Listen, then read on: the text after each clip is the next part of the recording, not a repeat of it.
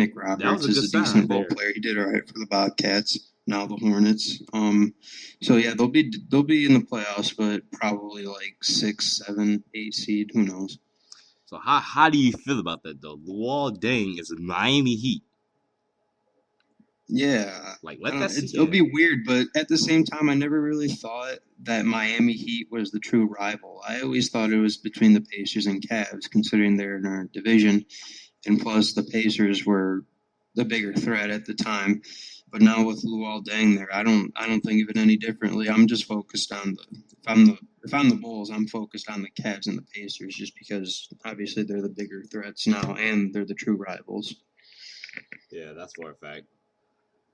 Um, anyways, we'll stop Bulls now and we'll head into the Bears, and then your favorite topic, the Bears. So training camp started, and what's the biggest surprise so far?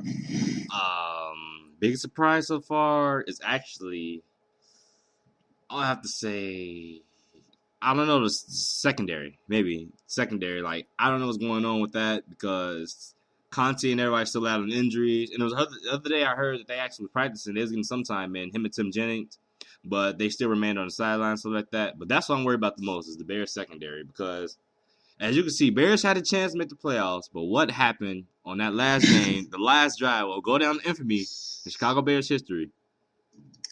Yeah, Yeah, see, I don't even know why Conti has a starting spot. I don't know why he's on an NFL team. He is the worst safety I have ever seen play football. yeah, he That last overrated high play school football was player. enough. If I had a highlight reel for Chris Conti, I'd just show that last play against Green Bay. That was Wow. awful. I've never seen a safety bite on a hitch and go like that ever. That was bad. So you said surprise is the secondary. So is that a bad surprise or a good surprise? Yeah, it was a pretty good surprise because according to certain articles and stuff like that, they actually was getting a few stops on the team, stuff like that, and Cutler, he's still gonna get a couple of deep balls. The threats he have, his disposal. That's the one thing I want to talk about. Like the Bears' threats on offense. Like I don't know. What do you think? Um, I think Jay Cutler, there's no more excuses at all. He has everybody back. Offensive line still Wow. intact. You got another year with Marshall and Jeffrey together, so they'll be even better. Forte's coming back. There's definitely no excuses You for want to know Jay who I Cutler think right gonna have now, actually a good and year? it tells you something if he doesn't have his best year this year, because this is the year he needs to have his career year. That's true. I think that the Bears will win the NFC North, but I also think it's not going to be easy because the Packers will be right behind them. The Lions, I don't know. I don't know what to expect from the Yeah, Lions. every year the Lions, everybody expects the Lions to be good, and what they do, they just undermine themselves. Yep, that's the thing, and also Ndamukong Suh, that's a big drama right now. Oh yeah, he always been drama. Also, yeah, but back to the Bears. Yeah, the secondary is definitely a surprise, I'd say, just because they drafted Vereen, and they also have that McCray guy. They said ESPN's been saying they've been doing really good. The ESPN reporter, I'm not sure, but look for them to have a different or to be starting over Conti for sure. I would hope that Conti doesn't get a starting spot, otherwise, I already Hope lose not. all hope in the season. Hope not. But yeah, Kyle Fuller, they said that he's the biggest surprise of training camp so far. And Yeah, he get they a had him year working to work under with Tillman. Yeah, what? he got him a year to work right under Tillman to become no better. Oh yeah. Yeah, exactly. And he was working with Nickelbacks all off season, so I'm assuming he'll probably play Nickelback for the year and then learn under Tillman and Jennings because Tillman's under a 1-year deal. I don't think he's coming back after this year, no matter what happens. And then so there's a spot for Kyle Fuller, and then plus we haven't even talked about Lamar Houston, Jared Allen, and then we got rid of Peppers, who I was never a fan of Peppers. I thought he'd take a lot of downs off. He definitely isn't what he used to be. That's true. But I think Jared Allen, that's that addition. That's right there. That was like that made the Bears offseason pretty good. I'm not gonna lie. Yeah, that was definitely the best move for the Bears this offseason. He's Like he has a all lot more eyes, left in the tank than Julius Peppers did. yeah, and all And eyes is on see, the defensive line now. huh? All eyes on the defensive line now. Like last year was the O line, now it's the D line. Like it's Oh completely yeah, rebuilt. and I think they'll miss Melton. I'm not even sure, but Jeremiah Ratliff, he's a good run stopper. He's like your classic, like Vince Yeah, Wilfork, just stop the run. Yeah, the defense should definitely be upgraded. It is upgraded. It's a matter if they actually show up or not. and Payet, that's what we have to worry about the most. He had Ego Ferguson behind him though, but Stephen Payet, like he battled injuries every year. And first he's good, he's good, he's good. Injury, he's out. And this is if he doesn't show up in camp this year, like you said it for a number of guys on the Bears, Payet, Shea McClellan. I mean, these guys have to show up this year. I've been training camp and this year. If not, that's it for them. I don't see them in the Bears roster next year. Oh, definitely. And Shea McCullen switched. Mel Tucker said that's the best they've ever seen Shea play. Well, I would hope so because he was god awful at defensive end. Yeah, we'll see with that. And plus, I don't know what to expect from Briggs. It's another year in the tank for him on his legs. I'm not exactly sure what we're going to see from Yeah, Lance Briggs. you heard him on Sportsnet Central. He was like, he's falling into tackles now. Like he's just falling in on to people basically for tackles and stuff. So I mean, I don't know what to say about that. Like, you expect more out of Briggs or what? Yeah, I'm expecting the same sort of season because he did. He was the highlight of the Bears defense last year. I mean, he still had a solid year. For the rest of the squad, that's not the case. But yeah, like you said, falling on tackles and stuff, that kind of worries me because what's going to happen this year when he's a year older and I don't know. I just hope that because all the other linebackers, they're not ready. Like Bostic, Green from Rutgers. I think Rutgers, yeah, they're not ready. They said Christian Jones actually showed up pretty good too. The linebacker Christian Jones. Okay. Yeah, see, I'm not even sure. I haven't followed him at all. I've just been focused on Kyle Fuller. And also, Jay Cutler's been on my mind. I don't even know what to expect from Jay Cutler. Let's just hope he actually plays the whole 16 games. Oh, and Marshall said that he could win the MVP this year. What do you think Wow. about that?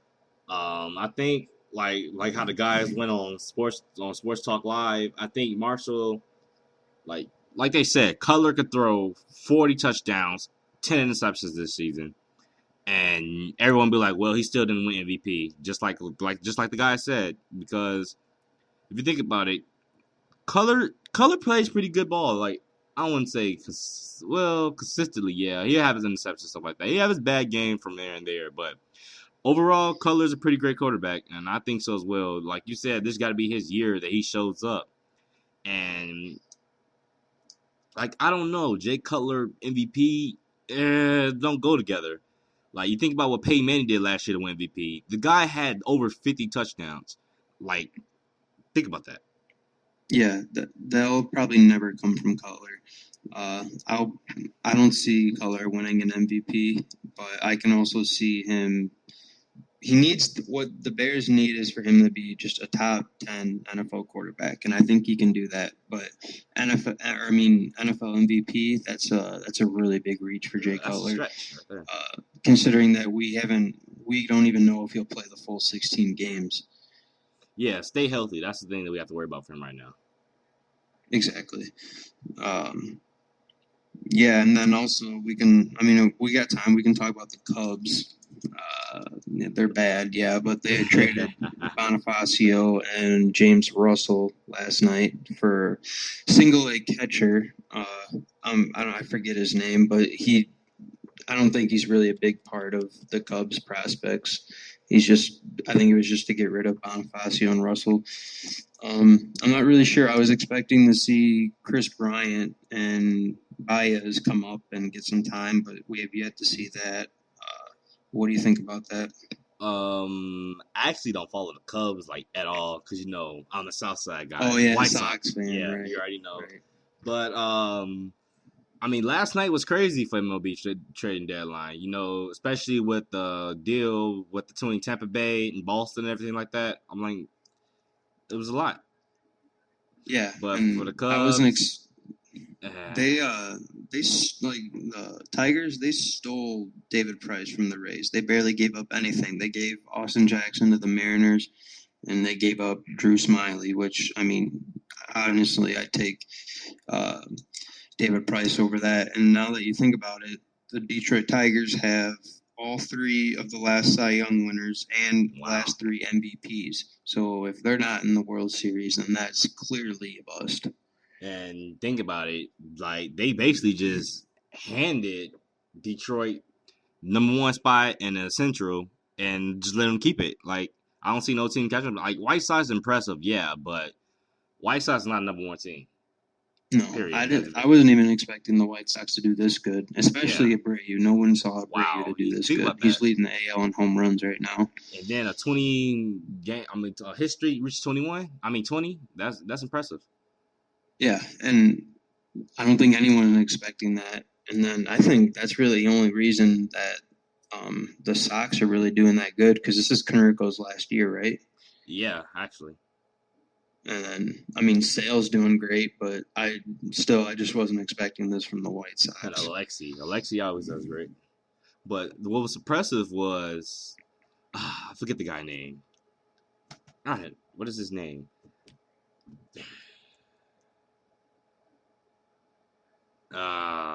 What is the guy name? Gillespie. There we go. Gillespie was hitting. Yeah. He's been impressive lately as well. Like when the Sox on this streak. This road trip, the Sox been winning. Gillespie he's been a pretty high hitter. And you think about John Dank's performance last night. John Dank's performance last night. He up for his name was going around for trading blocks, stuff like that. I mean, it wasn't his best night, but he still performed pretty well for someone who has a lot of rumors going around about him. Yeah, and I'm not really sure what the Sox have for prospects, but they're kind of in the spot right now where no professional team wants to be, which is just mediocre.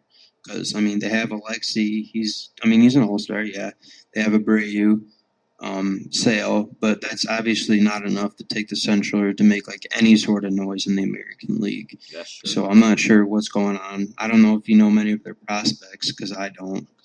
No, not really, actually. But I'll look that up and we'll get back into that. All right. Well, now we can shift to your favorite team, the Wildcats, Northwestern. Wow.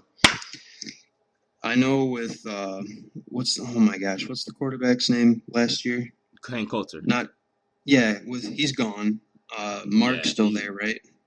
Yeah, Vinrick Mark came back for a 5th year. Yeah, that's pretty impressive right there. Okay, yeah. So what are you thinking for Wildcats? Wildcats, I'm thinking bowl game. That's all I'm thinking right there. Bowl game. Trevor Siemian, new look for the Wildcats. Their offense, everything. They'll no longer have quarterback A, quarterback B. Is quarterback 1 and that quarterback A, and that's Trevor Siemian running the Northwestern offense, stuff like that. And yeah, I actually wrote an article about that recently. Oh, you did? Yeah. Oh, on your blog? Yeah. Okay. I don't really think I see the Wildcats get into a bowl game, especially because with the Big Ten broken up in the East and West divisions, I think that Northwestern has the easiest division. And then if you look at Michigan State, the the East side of the Big Ten is stacked. You got Michigan, you got Michigan State, you got Ohio State. So it's going to come down to those three. Yeah, that's true. Penn State, everything. Yeah, and then but you look at Northwestern, who they got. I'm pretty sure Purdue's on that side. Purdue, Illinois, Iowa, pretty winnable games. Minnesota as well. That's a team to worry about. A bowl game for Northwestern definitely isn't out of the reach. And then if we talk about my team, Michigan State, we're ranked 8 in the coaches poll yesterday, which I'm a bit surprised. But also at the same time, we have the returning Rose Bowl MVP, Connor Cook. Defense is still intact. We lost Max Bola.